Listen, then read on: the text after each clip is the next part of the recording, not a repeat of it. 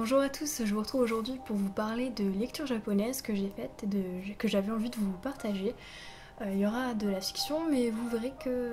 pas que. Si vous n'êtes pas du tout habitué à lire des livres japonais, ne soyez pas surpris du coup des résumés que je vais en faire parce que c'est vrai que ça peut vous surprendre en fonction de ce que vous avez l'habitude de lire habituellement. Je vais commencer par vous parler d'un auteur qui est assez connu en France, qu'on retrouve assez facilement dans les librairies au rayon littérature étrangère en général, qui est Haruki Murakami. Je vais vous présenter deux livres que j'ai lus de lui et je vais commencer avec une lecture qui n'est pas tout à fait récente mais qui m'avait quand même pas mal marqué, qui est Le Passage de la Nuit. Donc Le Passage de la Nuit, c'est un roman qui se déroule donc sur une nuit dans Tokyo, qui va nous raconter l'histoire de deux sœurs, Mari et Eri. Il y en a une qui dort profondément et l'autre qui lit un livre dans un bar. En fait, il y a au fur et à mesure des personnages insolites qui vont faire leur apparition et des événements un petit peu inexplicables. Donc c'est un roman qu'on pourrait dire qui est fantastique.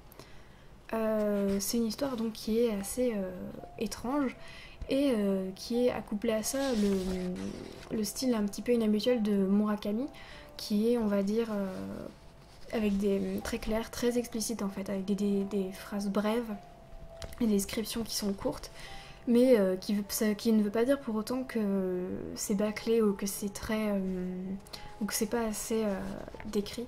Je pense tout simplement aux premières pages du livre où il nous fait une description de ce Tokyo nocturne qui est absolument magnifique. Je dois avouer aussi que l'intrigue est très inhabituelle, donc forcément, par conséquent, je trouve qu'elle est d'autant plus intrigante. On a envie un petit peu de comprendre ces deux personnages féminins, et pour cela, on a d'autres protagonistes qui vont arriver donc au fur et à mesure, qui vont interagir avec Marie et qui vont nous permettre donc d'essayer d'un petit peu mieux la comprendre.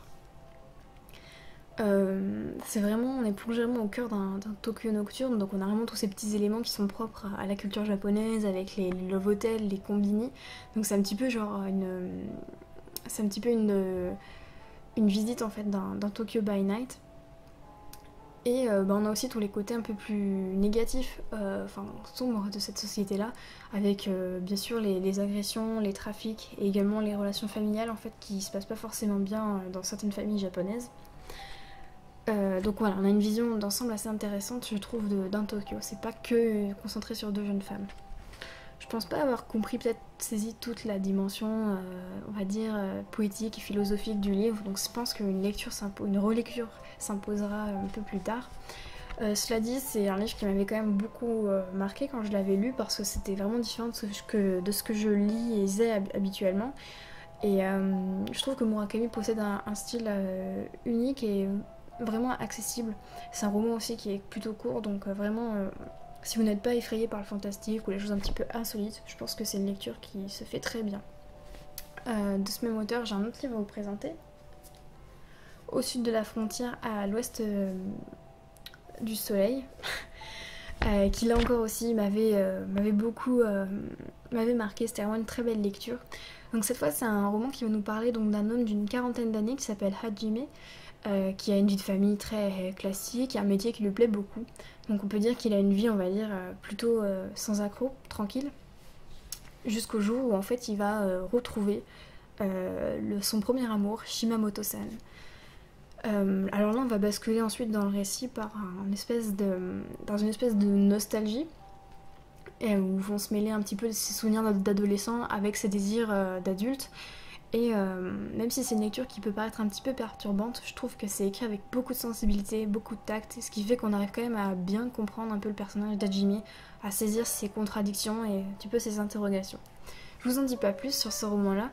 En tout cas, sachez que ces deux lectures des livres d'Haruki Murakami sont vraiment des lectures qui m'ont marqué, qui m'ont beaucoup plu, et j'ai vraiment hâte en fait de découvrir d'autres livres qu'il a fait. Je pense aussi que c'est des fictions qui sont plutôt abordables parmi celles que je vais vous présenter. Donc je pense que pour commencer, ça peut être pas mal si vous ne connaissez pas du tout la littérature japonaise et que vous avez un petit peu envie d'en découvrir plus. Je continue toujours sur la fiction avec Le chat qui venait du ciel d'Hideaki Takashi. Là encore, c'est un roman un petit peu étonnant parce qu'il n'y a pas vraiment d'histoire. Ça se concentre en fait sur un couple qui vit dans un grand jardin, et dans ce jardin, de temps en temps, ils vont apercevoir en fait un chat.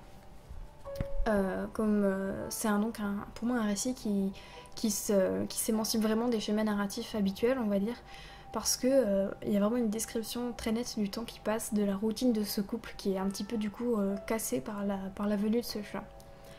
Ils vont nouer un peu une relation assez particulière avec lui, un peu mystique on pourrait dire. Et je trouve que c'est une lecture très relaxante, très apaisante, comme si en fait justement on avait un chat qui était près de nous. Donc c'est très très court, c'est un récit vraiment très court que je vous recommande parce que c'est très très reposant, c'est contemplatif et vous verrez, c'est quelque chose en fait moi je trouve que j'ai retrouvé dans quasiment tous les ouvrages japonais que j'ai lus, c'est vraiment cette contemplation de la nature, cette espèce d'ode en fait aux, aux éléments tout simplement de la vie de tous les jours, c'est assez récurrent en fait. Je vais conclure sur les fictions avec la plus troublante des quatre. Je vous parle de La femme des sables de Abe Kobo. Notez d'ailleurs que c'est un livre qui a reçu des prix littéraires au Japon et en France. L'histoire nous raconte donc celle d'un homme qui va partir dans des dunes. Il est passionné d'insectes et il espère trouver la perle rare en partant du coup dans cette région du Japon. Et malheureusement, il va se retrouver piégé en fait dans un étrange village. Pour moi, c'est un récit clairement qui est surréaliste. On est plongé dans un cauchemar qui va avoir pour leitmotiv le sable. Ce sable qui brûle, qui irrite, qui gratte, qui étouffe.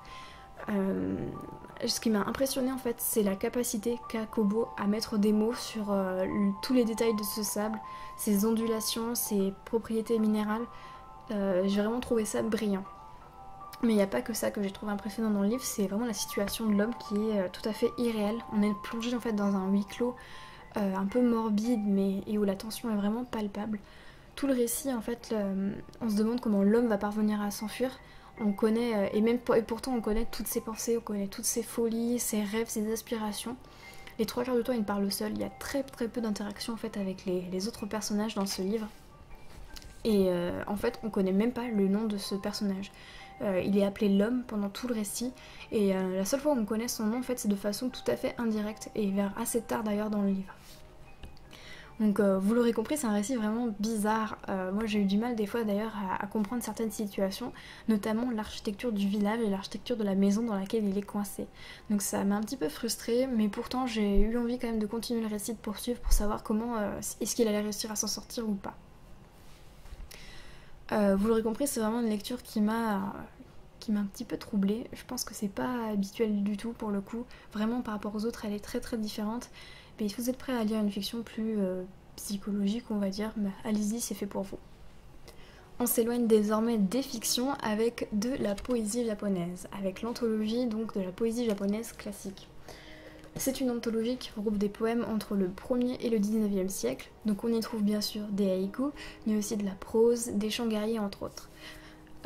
C'est une très belle découverte qui est vraiment intéressante pour se rendre compte un petit peu de l'évolution de la poésie japonaise au fil des siècles. Cependant, c'est pas toujours évident à comprendre parce qu'il y a beaucoup de références à des lieux, des clans, des divinités, je disais, et des légendes aussi. Ce qui fait que si on n'a pas vraiment une connaissance solide de la culture japonaise ou de son histoire, bah c'est un peu compliqué de tout saisir. Et du coup c'est un peu l'inconvénient je pense, parce que même si la préface de cette anthologie explique certains éléments, il y a quand même beaucoup de choses qui restent un petit peu floues et qu'on n'est pas sûr d'avoir interprété comme il fallait. Donc ça reste un petit peu frustrant, mais si vous êtes aguerri en connaissance japonaise, je pense que vous pouvez y aller les yeux fermés. Je vais conclure cette petite chronique avec le journal d'Hiroshima de Michiko Hachiya, qui est en fait un témoignage de l'après-bombardement entre le 6 août et le 30 septembre 1945 à Hiroshima. Michiko Hachiya, c'est un médecin qui, après avoir lui-même survécu au bombardement, va en fait rejoindre l'hôpital de la ville pour essayer de mettre en place un accueil pour soigner tous les blessés de la ville. C'est une lecture qui est très difficile et vraiment pas évidente, même si très intéressante, pas toujours évidente, parce qu'on va vraiment se rendre compte et prendre conscience de l'insalubrité, de la misère dans laquelle ont vécu ces gens pendant plus d'un mois, sans électricité, avec un accès difficile à l'eau et à la nourriture. Ils avaient quasiment que des bols de riz en fait pour manger. Et voilà, donc ça déjà c'est difficile à lire, mais d'autant plus que le médecin en fait va décrire les symptômes qu'ont ces patients. Donc au début on a beaucoup de gens qui sont grièvement brûlés, et puis peu à peu il y a des nouveaux symptômes qui vont se présenter à eux qui sont tout à fait inconnus, et qui sont liés bien sûr aux radiations de la bombe. Et donc on va avoir toute cette partie qui est beaucoup plus difficile parce qu'ils font face à une hécatombe qu'ils ne peuvent pas arrêter, ils ne peuvent rien faire parce qu'ils n'ont pas le matériel, ils ont peu de matériel, et ils ont aussi une mauvaise connaissance de ce qui est en train de se passer à cause du fait qu'on leur cache que c'est une bombe nucléaire qui a été larguée. Donc voilà, c'est une description de symptômes qui est difficile à lire très sincèrement. On a du mal à s'imaginer que des humains ont pu subir un truc pareil. L'ouvrage a quand même un côté scientifique très rigoureux, hein, puisque tous les jours c'est daté, et Hachiya va vraiment s'attacher à noter à chaque fois le temps qu'il fait. Il donne la date et ensuite on a le temps qu'il faisait ce jour-là. Il décrit bien sûr sa routine de médecin, donc avec la description bien sûr des symptômes des patients qu'il côtoie. Mais il y aura aussi ses réflexions personnelles, ses craintes et ses faiblesses. Il va aussi ajouter des témoignages qu'on lui rapporte, des choses aussi qu'il a vues et entendues.